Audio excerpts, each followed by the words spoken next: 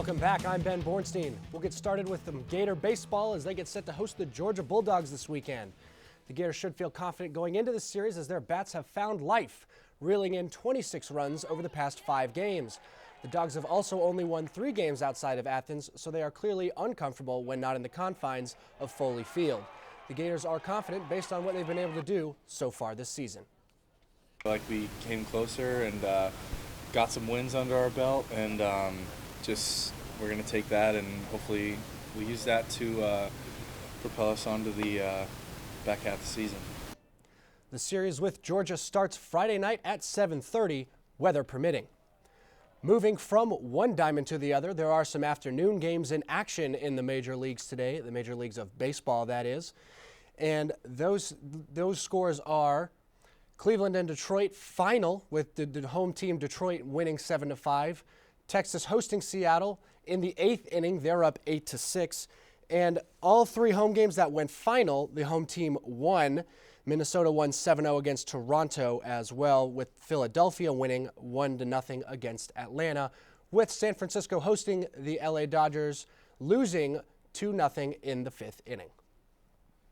The Florida men's tennis team went 8-4 in the conference and heads into the SEC tournament in the upper tier, but a few notches behind top dog Georgia.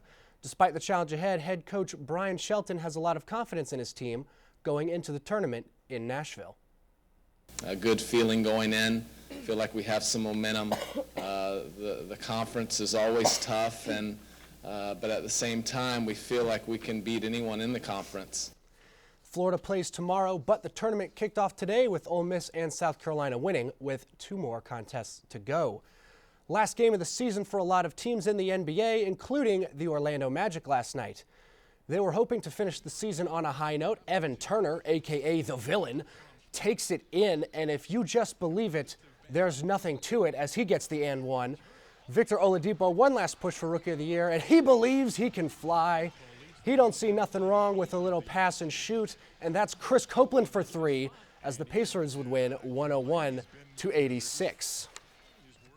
The Miami Heat have already locked up the 2 seeds, so some of the big guns got some rest last night. Dwayne Wade doesn't usually do this, but he broke him off a little preview of the playoff remix as a Euro step there. Shane Battier hot and fresh out the kitchen as he hits the corner 3 to extend the lead. James Anderson with the steal. He's probably thinking, I'm the world's greatest. Michael Carter-Williams got every man in here wishing he had picked them in their draft as he nails the 3.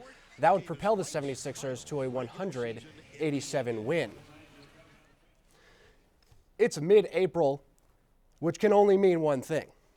The NBA playoffs. That's right, the NBA playoffs. Last games of the season took place last night and did have some bearing on the seedings for the playoffs.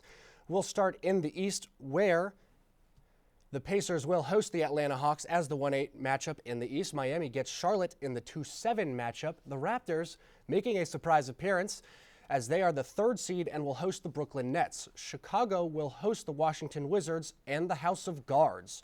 We'll move to the West Coast. The grizzled veterans of the Spurs will host Dirk Nowitzki and the Mavericks. Oklahoma City rumbles into their series when they host the grit and grind Memphis Grizzlies. The LA Clippers will host the Golden State Warriors in what promises to be an old-school Western shootout. And the Rockets Trailblazers series may hinge on which team can hit the most jump shots. So, ladies, do you have a team that you're following into the playoffs? I am rooting for the Heat, so we'll see. Hopefully they win. Of course. My defending champs, who else would you want to win, right? Well, we'll see. Thanks, Ben. Thanks, Ben. More news after the break. Stay with us.